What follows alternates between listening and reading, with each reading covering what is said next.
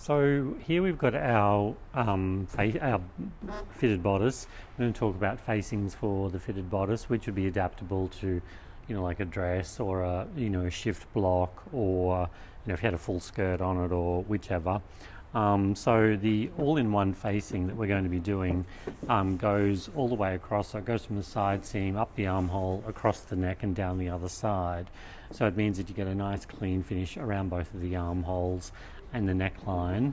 And then this has got an open back, because there'd be a zip that would go in there. And we're not going to talk too much about putting the zip in. There's other videos about sewing the zip in the centre back, but you'll see that just a nice clean finish. We'll turn it inside out. And the thing is too, when you're doing a facing, just make sure that you've got the neckline that you want and the armhole that you want before you start making the facing pattern as well, because obviously that the shape of the facing depends on the outer garment. It's based on the outer garment.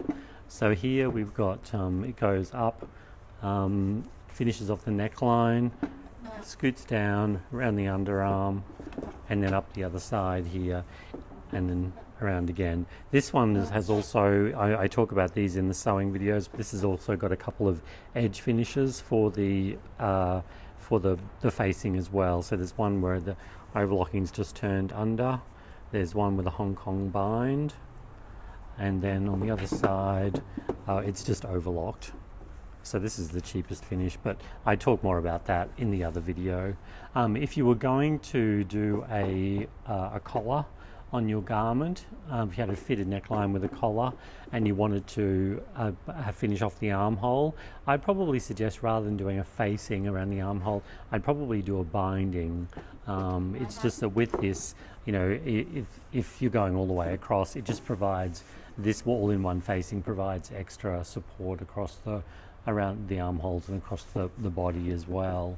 So yeah, if I had collar on here, I'd probably do a binding around the armhole, because it's just a lot simpler, and you don't really have generally you don't have a facing that goes up into a collar. It's either one or the other. All right, so we've got our front bodice block here. So it's pretty simple to do the facing. Start off by just outlining the pattern. Come down the center front here. Both of our darts, one dart goes into the side seam, the other dart goes down into the waist. If you had a dart that went up into the shoulder, so if you would, I don't know why, but if you were doing like an all-in-one facing using the jacket block, it has a shoulder dart, so you'd have to move the shoulder dart out of the way, because you don't want to have to sew a dart in a facing. That's a very odd thing to do. So yeah, in that instance, you'd have to move the facing out of the way, so you get a nice clean flat shape for your facing. Move the dart out of the way. Sorry. So that we've got this line outlined. So what we're going to do, we want it so that the facing finishes at least 5 centimeters. So 5 centimeters finished without the bit on the hem that you're going to, the edge that you're going to turn under, and without the armhole seam allowance or the neck seam allowance. So one way you can do that, actually you can do it two ways. You could do it this way. So you're putting the edge of the grading ruler on the line and just working around. And so rather than looking here where the pencil is, we need to just look where the grading ruler sits in reference to the shape of the armhole there, and just move it around slowly. So it's like when you get to the point where it's not touching the grading ruler is not touching the line anymore, that's when you sort of flip it a little bit more. Now, if we don't want to take this all the way up into the shoulder, because then we'd have an armhole facing and a neckline facing. So we need to just start over here now. So we've got it sort of up past the curve, and now we're going to the front neckline, measuring 5 centimeters down, and just make sure that where the grading ruler runs into the front, that there's a right angle there, because remember, this isn't going to just be one piece with a seam down the front, it's going to be a whole piece. So we need a decent, well, we actually need it to touch at a right angle here, so that flows through into the other half when it's cutting. Exactly, when it's on the fold. Thanks, Libby. So then I mean, the thing, it's sort of tempting to do this and to go up here, but then what we don't want is for this to go up here and then be this really tight curve. So what I generally do is have it goes up a tiny bit, and then just curve it around back down into the armhole here. So, and you want to make sure you don't have any of the bust interfering with this, don't you? Exactly. So that's why we. Shape of the bust. Yeah. So never bring. Like our bust dart is down here, so it's quite a way down anyway. But never take a facing across the bust point. It always has to go up above the bust point, just to keep the two separate. Especially if this came down and you had it all the way down here, then you'd actually see that ridge of the bottom of the facing pushing against the outside garment when the bust is in the garment. So yeah, just take it up out of the way. So then so that's basically the shape of our facing. So now we need to add in seam allowances. If you were taking this, I'm actually taking this straight directly off the block. That's why I have to add my seam allowances. But you're actually you would already have the seam allowances in the shoulders, shoulder seams, side seams, added on to your pattern. So you would do the outer pattern and then you would trace it off to get this shape, and so it would already include the seam allowances that you need. But because we're going directly off the block, if you're using the block and you haven't changed the block at all, sometimes it's actually a bit neater to use the block, especially if if you're working in paper and the block's cardboard, so it can be a bit easier just to trace it out if you haven't done any alterations to the block. So here we've got 6mm seam allowance around the neckline, 1 centimetre on the shoulder, 6mm around the armhole, and the side seam is 1 centimetre again. And then just to give us a bit of extra here, you could add on a whole extra centimetre around this bottom edge. So you could have done this at 6 centimetres wide for the neck and the armhole, and that would have given you, the extra that you need to finish off those lower edges. Or you could do a 4 centimetre facing, I guess, too, couldn't you? Well, That's a bit small. I think it's a bit small. I think at least 5. And it depends what you're doing here as well. Like if you're doing a Hong Kong bind, you actually wouldn't be using this extra width anyway, because it goes over the edge. Yeah. Okay. So here's our front facing done. We just have to indicate. I'm going to rub out this so we've done the right angle. And so then we just need to indicate. So centre front fold. And for our cutting instructions, we'd have cut 1 on fold, cut 1 on fold fusing or interfacing. And remember, this is a facing too. That's the other thing that's easy to get muddled up on. This is what we've created is actually a facing.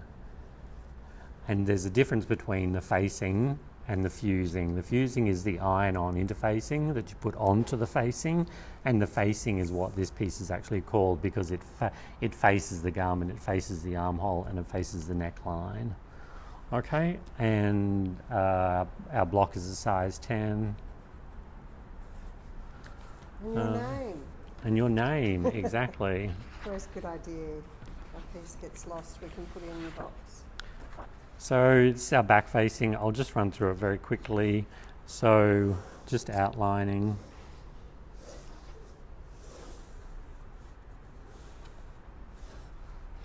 outlining the piece. Now, one thing you have to think about, and it's not too important with this one that we're doing because we're just taking it off the block, but what you have to keep in mind with the back facing, the back neck facing, is you don't want to just make the back neck facing like your 5 or 6 millimeters, especially if you're making the neckline bigger, because what you don't want is for the edge of the facing at center back to be visible.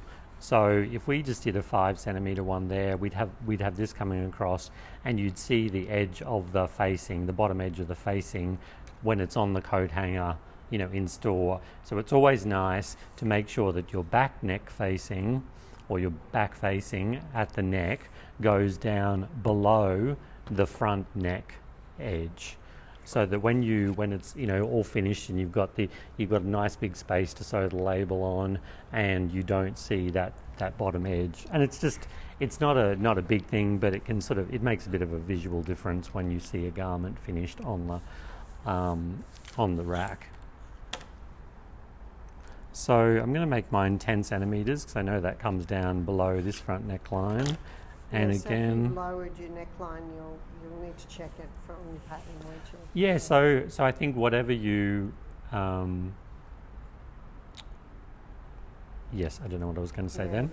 Yeah. But yeah, just put the front pattern on top of the back and check that length. Yeah. And here I'm doing it a slightly different way, so I'm using the 5 centimeter line, and I'm putting that on the stitch line there at the back neck. And then when you come up here, you don't have to worry about a bust dart in the back, obviously, but you still want, with these curves too, you don't want them tight, so you don't want to have to come in and do a little corner like that, because remember, you have to overlock around this corner, or you have to finish it somehow. So you're going to get a nicer finish. It's going to be easier for you if you actually give yourself a decent smoothish curve, you know, going from the back neck into the armhole.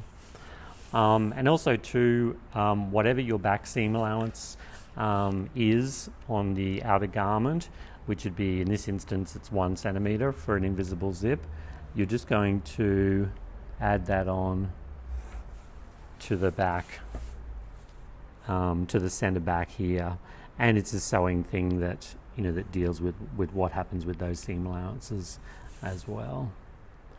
So again, we could have done this as a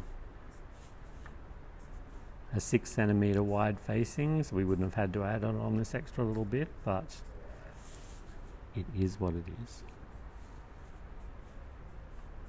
Well, this just reminds you to keep that, you know, in mind, that you've got to... Yeah, so this is the finished often. width here, and this is the extra bit that we've added on to finish it off. And 6 mil on the armhole, because otherwise you'd end up cutting away some of that to get it sit nicely. Exactly. When you generally, if you sew it at a 6 mil, you don't have to like clip in around the armhole. Like commercial patterns have 1.5, so they tell you to sew it at 1.5, and then they get you to trim it back to 0.6, or you have to clip in it all around the curve. Whereas if you just start with a 6 mil seam, it's a lot easier to get the... And students will be used to doing a centimetre on the armhole when they're putting sleeves in, but that's a different thing altogether. Exactly, yeah, good point, Libby. Okay, so we've added our seam allowances, put in our grain line, which is parallel to the centre back. And so with this one here, we have facing, and this would be actually the back facing. I just wrote facing on the front there. So cut 1 pair, and then cut 1 pair, fusing. Do you always have to use fusing on these bodice facings, or does it depend on the fabric? I think I always have. I think even in a light fabric, I think if you were using a really light fabric, that you could see through, and so you didn't want to add interfacing, I think you'd probably see the seam allowances and stuff anyway. So you probably wouldn't have an all-in-one facing. You'd probably do a binding. Yeah. Yeah. So if it's really quite light, you probably go for an alternative to a facing anyway. Yeah. And so if it has a bit more weight to it, then I think in general they are always interfaced. But you certainly wouldn't add a heavy interfacing to something. Just give it a bit of body. Yeah. Okay, so there are our front and back facing for just the basic block.